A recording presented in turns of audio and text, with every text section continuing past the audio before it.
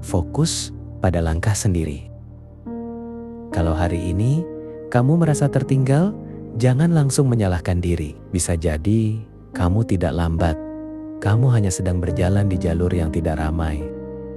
Ada masa ketika hidup terasa seperti lorong panjang tanpa penunjuk arah. Kamu melangkah pelan, kadang ragu, kadang berhenti sebentar hanya untuk memastikan kakimu masih sanggup lanjut. Di saat yang sama, dunia di luar lorong itu terlihat berisik. Orang-orang berlari, melompat, merayakan hasil. Dan tanpa kamu sadari, perhatianmu mulai terpecah. Kamu bukan lelah karena perjalanan. Kamu lelah karena membandingkan. Setiap kali melihat pencapaian orang lain, langkahmu jadi terasa salah. Padahal yang berbeda bukan nilainya, tapi ceritanya. Tidak semua orang memulai dari titik yang sama. Tidak semua orang membawa beban yang serupa. Ada yang berjalan ringan karena masa lalunya ramah. Ada yang melangkah berat karena harus berdamai dengan banyak hal sekaligus. Fokus pada langkah sendiri, bukan tentang egois. Ini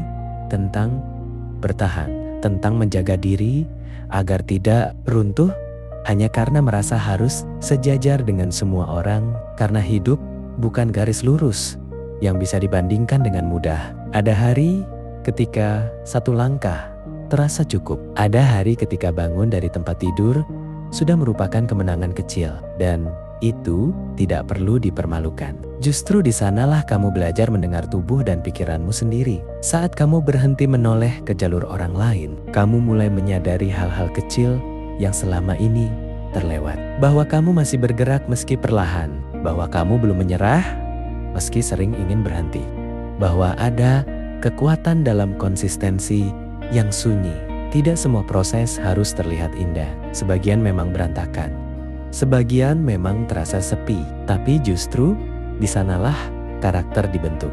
Bukan untuk pamer, bukan untuk pamer, melainkan untuk bertahan lebih lama.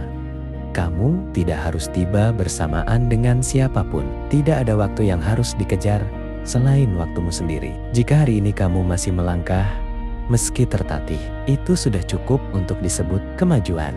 Teruskan.